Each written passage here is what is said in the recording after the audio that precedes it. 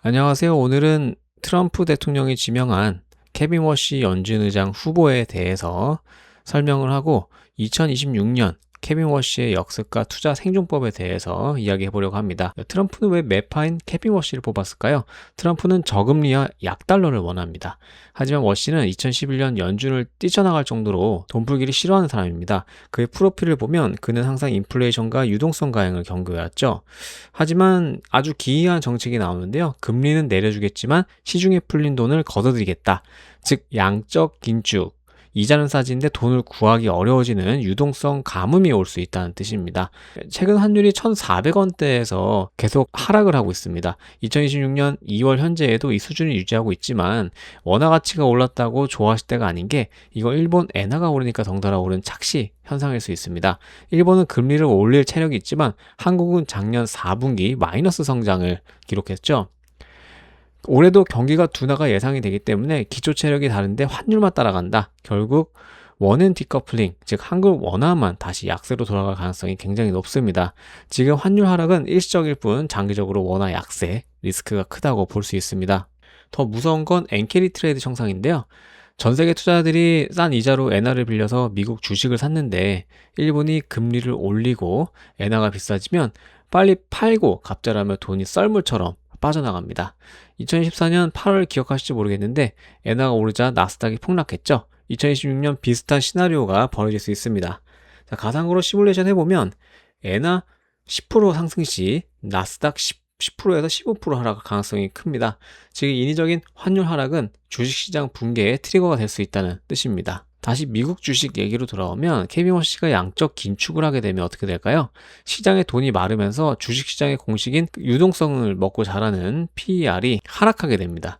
예를 들어 EPS 어닝퍼시어죠. 주당 이익이 10%가 오르는데 그 PER이 20% 떨어지면 주가는 오히려 12% 하락할 수 있습니다. 즉 나스닥 지수 2만 포인트가 18,000, 17,000으로 밸류에이션 리셋이 일어날 수 있다는 얘기인데요. 이는 단기적으로 충격이지만 장기 투자자에게는 기회라고 생각합니다. 저가 매수할 수 있는 기회죠. 저도 그렇기 때문에 적립식으로 지금 매수를 하고 있는데 오히려 이런 조정장이 오면 한 1년에서 2년 정도를 보고 장기 투자할 생각입니다. 자, 그렇다면 다 주식을 팔고 도망가야 하냐? 그건 아닙니다. 2026년부터 매주 적립식으로 투자를 계획하신 분들께서는 케빈 워시의 긴축은 오히려 기회입니다. 축복이죠. 주가가 떨어지면 같은 50만 원 더 많은 주식을 수량을 모을 수 있기 때문에 스마일 커브 효과라고 합니다. 지금 하락은 나중에 시장이 회복될 때 여러분의 수익률을 폭발시킬 박앤셀 기간이라고 생각하시면 꾸준함이 핵심입니다. 첫째, 채권입니다. 워시가 긴축을 해도 경기가 나빠지면 결국 금리는 내립니다. 미국 10년물, 한국 10년물 금리가 3.5%대라면 충분히 매력적인데요. 2026년 2월 현재 3.4% 수준이죠. 특히 환율이 1,440원에서 더 떨어질까봐 무서우신 분들은 환해지 상품도 있습니다. 미국 장기채 ETF에 담으셔도 좋고 환율 손실을 막고 금리 인하에 따른 채권 가격 상승만 취할 수 있기 때문이죠. 예상 수익률은 4에서 5% 정도로 안정적인 방패가 될 수 있다고 생각합니다. 이제 확실한 주식 종목에만 투자를 하셔야 되는데 미국은 유동성이 줄어도 살아남을 AI 빅테크, S&P 500이나 나스닥을 꾸준히 모으는 게 좋을 것 같습니다.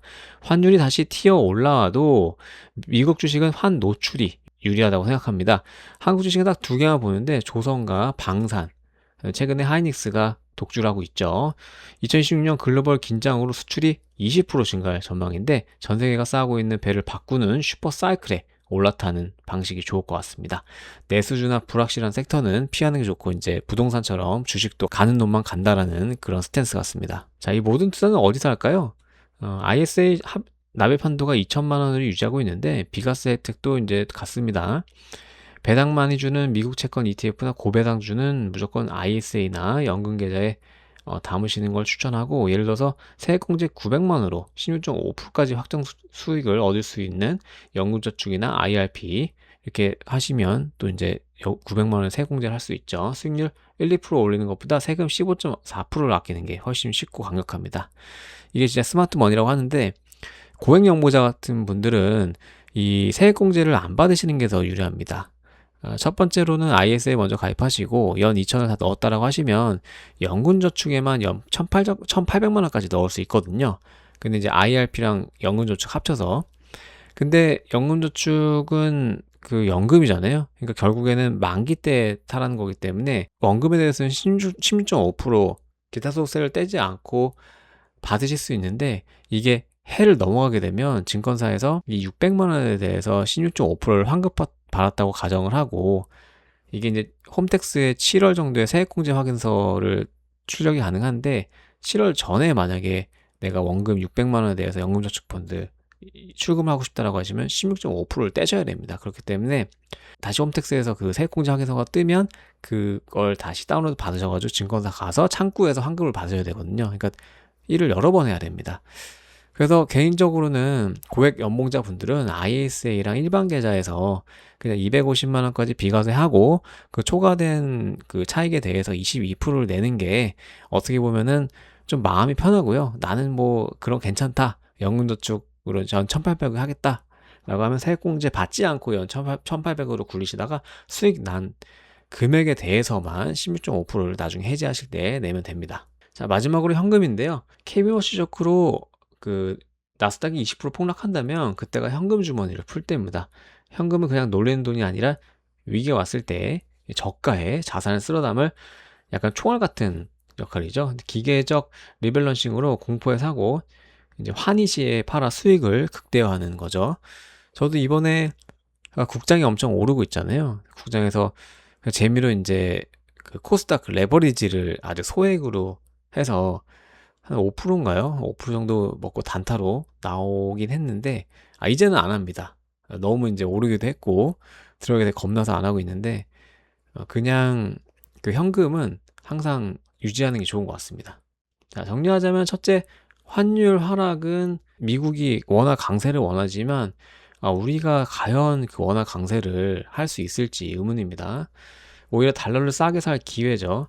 즉시 10%를 현금으로 이동하고, 둘째 캐비워시 때문에 주가가 흔들릴 건데 쫄지 말고 계획대로 매주 사모으시는 걸 추천합니다. 셋째로 미국 빅테크와 한국의 수출 주도주 그리고 채권을 적절히 섞어서 이것이 2026년 생존을 넘어 부자가 되는 길이라고 생각합니다.